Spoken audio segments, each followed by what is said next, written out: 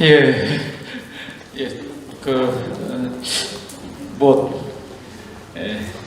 재밌는 이야기를 할 수 있을까 이런 생각은 잘 안 듭니다만, 저도 사실은 이제 유광호 박사는 아까 말씀하셨듯이 링컨 대통령에 대해서 저는 이제 전문적인 학자는 사실 아니고 더군다나 이 분야에 있어서는 전문적 식견은 없었는데, 예전에 이제 우연히 이거 위인전에 나와 있는 것과는 너무나 다르구나 라는 걸 이제 그렇게 이제 알게 된 계기는 2012년도에 링컨이라는 영화가 있습니다. 링컨 대통령과 관련한 최신작의 영화입니다. 그 영화를 보시면은 한번 보십시오. 찾아서 꼭 보시면은 정말 링컨이라는 사람 정말 엄청난 정치 공학자다 이런 생각이 듭니다. 박정희 대통령이라는 사람, 제가 이제 그 영화를 보면서 인상이 어떤 생각이 들었는가 하면은 박정희라는 사람은 참 순박하구나 이렇게 생각이 들었습니다. 오히려. 그리고 이제 또 우연히 이제 이런저런 링컨을 맹렬하게 비난하는 지금도 이제 생존해가 있는 정치학자입니다. 이제 이 사람이 이제 남부 출신의 이제 정치학자고, 근데 비난을 작심을 하고 이렇게 하는 겁니다. 보니까 어쨌든 그 사람의 시각은 그렇든가 말든가 간에 팩트가 쭉 나와 있는 거예요. 근데 팩트를 간단하게 제가 이제 요약하자면 논문에도 좀 쓰고 했습니다만, 또 그리고 유광호 박사님 더 자세하게 또 언급을 하시고, 유광호 박사님 특히 이제 링컨과 박정희 대통령의 비교 부분들은 여러 가지로 꼭 한번 이렇게 속독을 스타디를 해주셨으면 합니다. 근데 저는 이제 간단하게 이제 제가 쓴 내용은 어떻게 보면은 제 인상이었다고 할 수 있겠습니다. 링컨이라는 사람이 한 이런 이제 비상대권에 의한 조치가, 이거 참 거기다 비교를 하면은 박정희 대통령의 유신체제와 긴급조치 같은 경우는 세 발의 피구나. 그렇습니다. 그러니까 수치로 그냥 비교를 해도, 링컨 대통령의 이제 기간이 얼마 안 되는 기간 동안, 그 다음에 박정희 대통령 유신체제 이제 7년 기간 동안 10분의 1이 안 됩니다. 긴급조치로 체포돼서. 그 다음에 2차 인혁당 사건 때 그걸 이제 과거사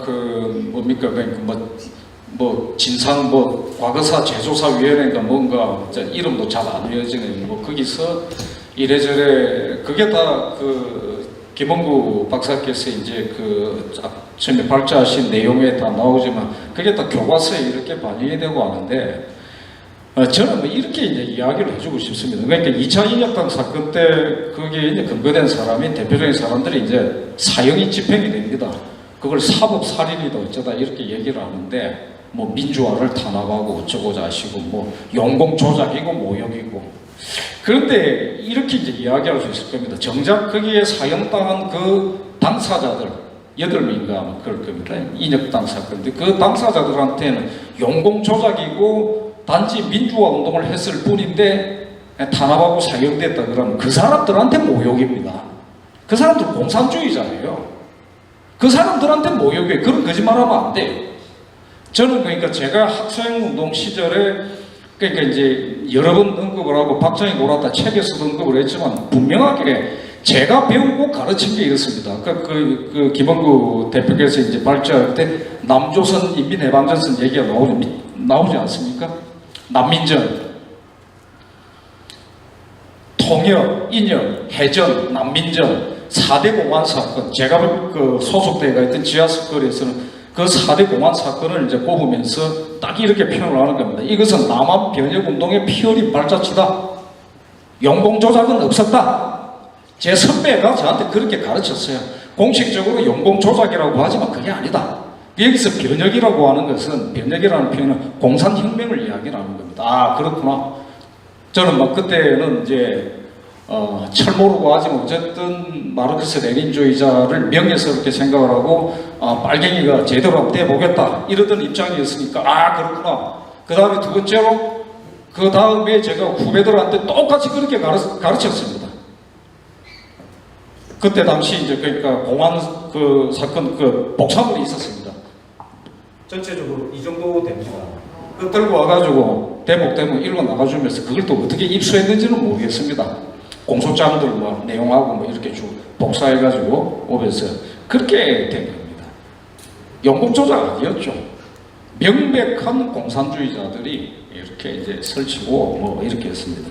유광호 박사님께서 아까 발자실 때 말씀하셨듯이 그런 상황에서 진행됐던 겁니다. 그걸 아무것도 아니다. 교과서에 무엇을 기회로 뭐 이렇게 표현되어 있다는 거 더욱더 이제 괘씸하게 생각이 드는데 이건 괘씸할 뿐만 아니라 악랄한 겁니다. 사악한 거고. 근데 그 사악함이 사실은 그러니까 처음부터 해방공간 시대부터 그리고 더 거슬러는 그 이전부터 빨갱이들이 뭐 태어날 때부터 악마로 태어나게 했겠습니까? 그런데 이게 공산주의 이 사상이라는 부분들이 이거는 저는 그냥 뭐 조금 정치적으로 문학적으로 비교를 해버리자면은 이게 그러니까 그게 사탄이다 바로 이게 그러니까 악마가 존재한다는 걸 보여주는 증거일 수 있다 이렇게 생각을 합니다. 물들면 그렇게 갑니다. 처음에 괜찮았던 스탈린은 신학도였습니다. 시를 정말 잘 쓰는 그때 그 사람이 대학살을 할 거라고 누가 생각을 했겠습니까? 문학도가 그러니까 러시아의 다음 세대 차세대를 이어갈 세계적인 문학도가 될 거라고 동기들이 다 믿었답니다. 근데 이 사람이 나중에 이제 그러니까 열렬하게 이제 레닌의 지시에 따라서 열차 강도도 하고 다니고 이렇게 하는 겁니다. 그리고 나중에 이제 철권을 털어지고서는 사람을 죽이고 막 이렇게 하는 겁니다. 어마어마하게 죽이는 거죠. 이렇게 가버린 겁니다. 당시에 이제 이 6.3 사태, 그러니까 한일협정 반대 시위, 민비연 사건, 민족주의 비교연구의 민비연 사건, 또 그것도 민족입니다. 민족주의 비교연구의 뭐 민비연 사건, 그 다음에 그때 당시에 또 인혁당 사건도 또 이어지고 동백님 사건, 동백님이 동백나무가 아니죠, 그죠? 예. 근데 이제 그렇게 알고 있는 아줌마도 있었죠.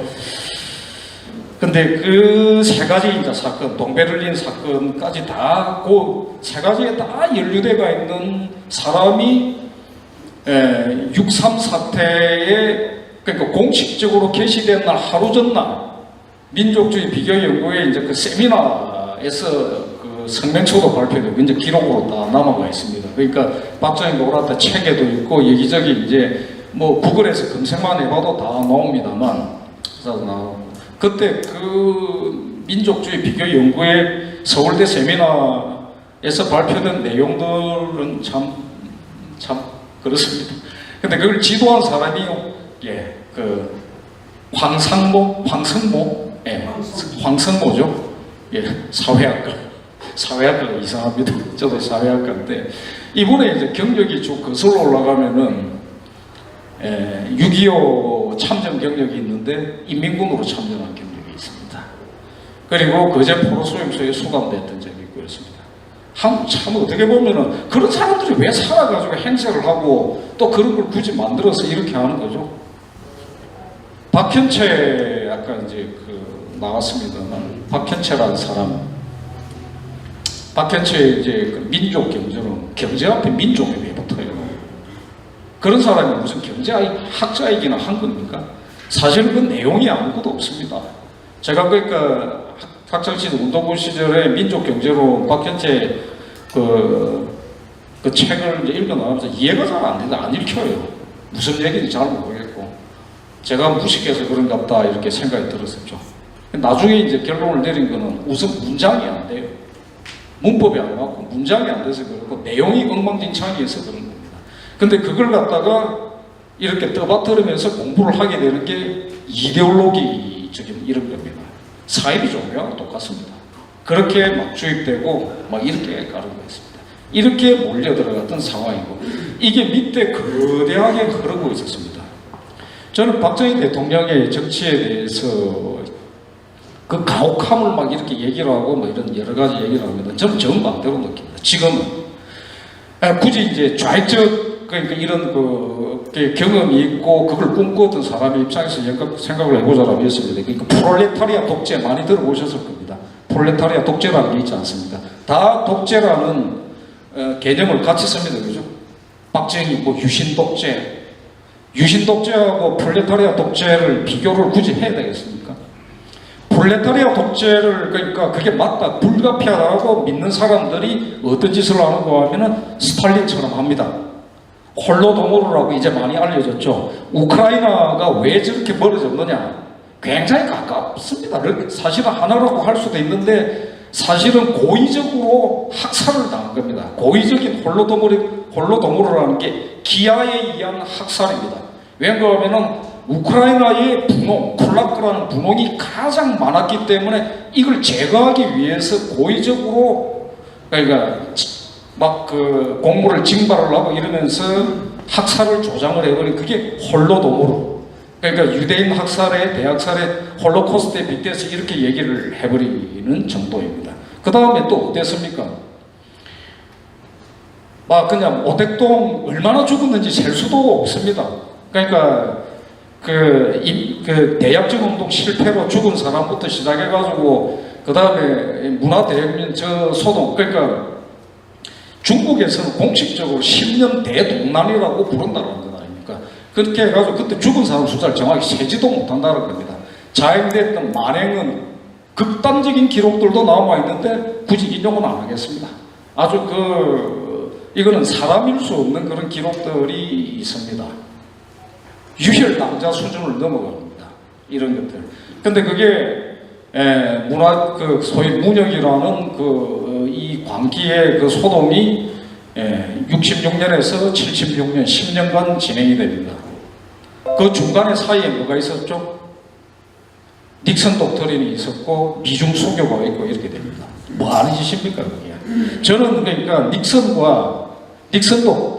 반공주의자죠. 그 사람이 훌륭한 부분, 존중하는 부분들이 있지만 저는 그러니까 사람은 누구나 실수할 수 있다라는 그 본보기 중에 하나라는 겁니다. 어마어마한 역사적 실수를 저질렀다라는 겁니다. 나이브할 뿐만 아니라 쓸데없는 짓을 한 것. 전 키신저 그 사람 뛰어난 학자인 그 외교업적 평가를 받는 있지만 역시 마찬가지로 어설픈 그러니까 짓거리를 한 본보기 중에 하나라고 생각을 합니다. 5대 국가, 그러니까 나중에 나폴레옹 전쟁 직후에 유럽의 새 체제를 수립하려고 하는 이런 것들을 생각을 하면서 근데 빠져가 있는 게 있죠. 그 5대 강국 간의 균형 체제, 그러면서 회복된 세계, 안정된 세계 이렇게 이야기를 하지만 빠져가 있는 게 있습니다. 공산 전체주의 이념이 대두돼서 그 문제와 자유민주 문명이 대립하고 격돌하는 문제는 빠져가 있었던 겁니다. 그 문제를 빠뜨리고 닉슨이 그래서는 안 되는 거였죠. 그 다음에 저는 감히 이렇게 제가 오히려 본격적인 학자가 아니기 때문에 그냥 얘기를 던져버리고 싶은데 키신저 같은 경우에는 겉멋이었다고 생각합니다. 그런 식으로 해가지고 자기는 지금까지 잘했다고 생각하는지 모르겠지만 저는 전혀 인정하지 않습니다. 67년도에 닉슨 독트린을 예고하는 닉슨의 논문이 있었습니다. 파렌더표에 게재되어 있던 그 안에 이런 내용이 나옵니다. 중국이라는 거대한 인구를 가진 나라가 변하는 게 인류의 중요한 일 아니냐. 중국이 변해야 된다. 그리고 변할 수 있다. 이렇게 얘기하는 변했습니까? 중국이 돈을 벌고 경제력을 축적시켜 나가면서 어떤 일이 이루어졌습니까? 지금 전 세계에서 빈부격차가 가장 극악한 나라가 어디입니까? 아까 좌석희 원장님께서 말씀하신 중국입니다. 중공입니다. 그런데 내내 한국에 대해서 제가 그러니까 제 스스로 어마어마한 자괴감에 빠졌던 거는 제가 어떤 이제 일을 하면서 자료를 검토해보고 하면서 늘 입에 달고 다녔던 부의 양극화가 어떻고 빈부격차가 어떻고 이게 다 헛소리였다라는 것에 대해서 좀 스스로 너무나 민망하고 부끄러웠던 겁니다. 그렇지 않았다라는 겁니다. 한국은 그렇지 않아요. 동반선장이라고 말씀하셨던 한국은 정말 모범스럽게 그렇게 이루어졌습니다. 그리고 유신체제를 아주 야만스럽고 극악스럽게 이렇게 표현을 하고 하지만 유광호 박사님께서도 언급을 하셨듯이 딕테이터십, 저는 이제 딕테이터라는 표현을 잘 쓰기가 싫습니다. 원래 그 표현이 발음이 정확한지는 모르겠지만 로마의 독재관을 칭하던 딕타토르라는 저는 막 그냥 딕타토르라는 표현을 그대로 쓰고 싶고, 그것은 이제 정치적 수사라든가 가치 판단의 개념이기보다는 말하자면 기능적 의미였던 거죠. 집정관이 2명이 있는데 그 중에서 비상한 시기에서는 한 명한테 권한을 몰아주는 게 그게 딕타토르입니다. 그렇게 하는 겁니다. 그때는 그 비난의 의미가 아니었습니다. 굳이 공화정 로마 시대 때 정치적으로 그런 문제점을 가진 비난의 용어로서 로마인들이 떠올렸던 것은 아마 이렇게죠. 킹을 떠올렸겠죠. 왕이라는 거. 왜냐하면 그들은 왕의 문제점을 생각을 하면서 왕정을 중단시키고 공화정으로 들어간 거였으니까요.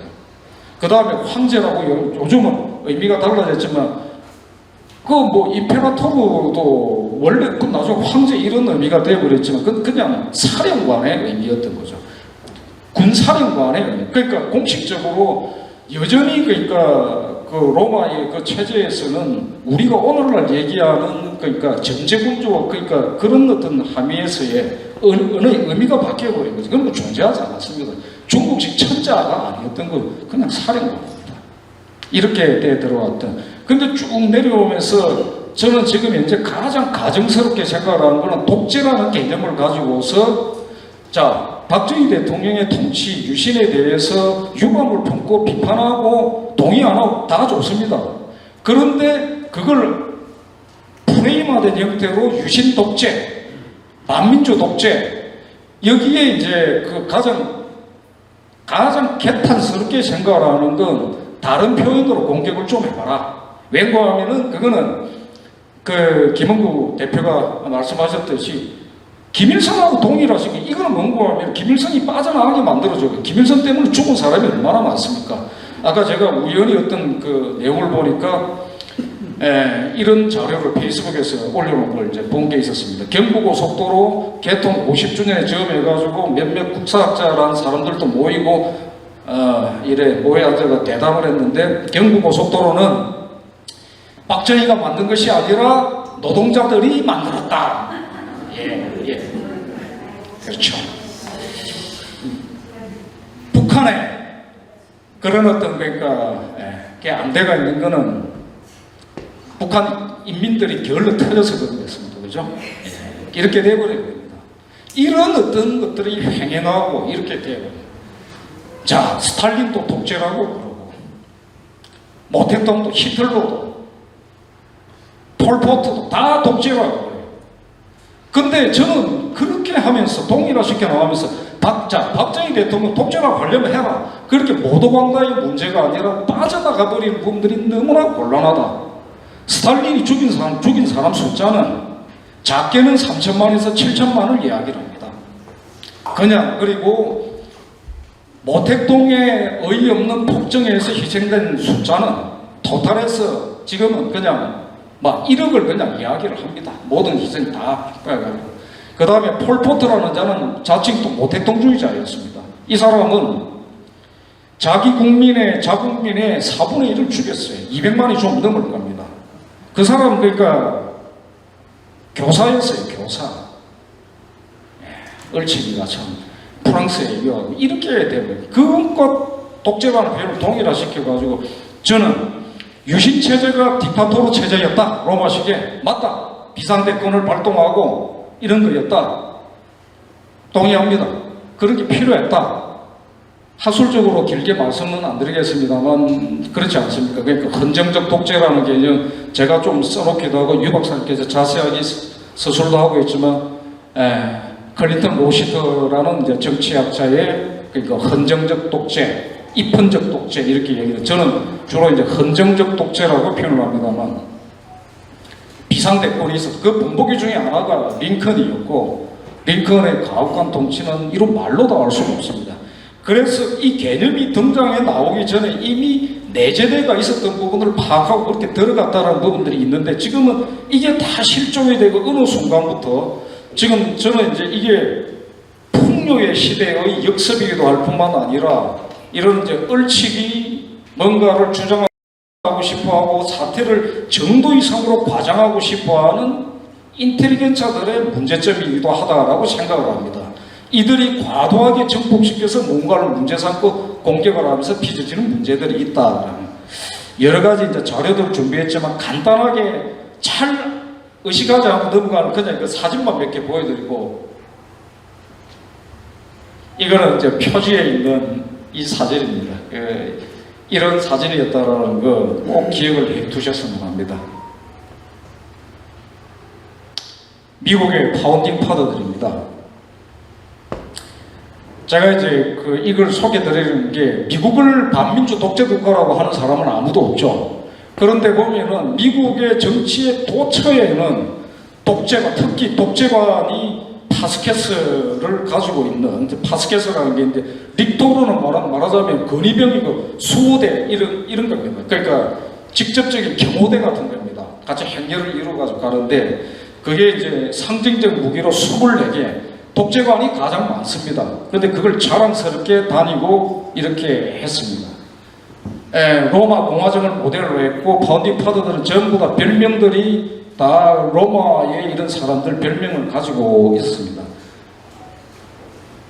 자, 로마의 상징이 독수리 문장은 다 아시는데, 저 파스케스가 있다라는 것들은, 저 파스케스라는 게 한자로는 속간이라고 합니다.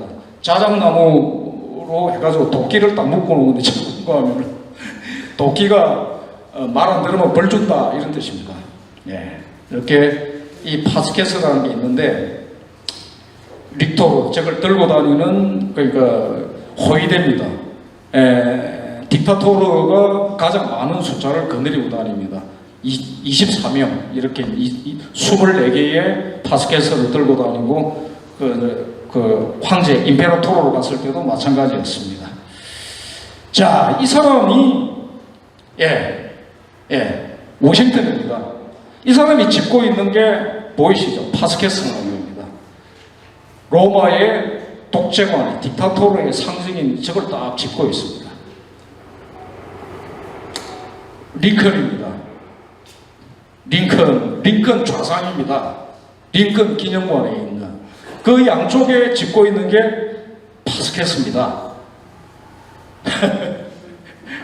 저라면 이제 그렇게 되겠네요. 나는 독재자다라는 걸 증명하고 있는 게 되어버리겠네요. 여기가 미국의 국회의사당입니다. 미 국회의사당입니다. 미 국회의사당의 저 양쪽에 저게 파스케스입니다. 두 개가.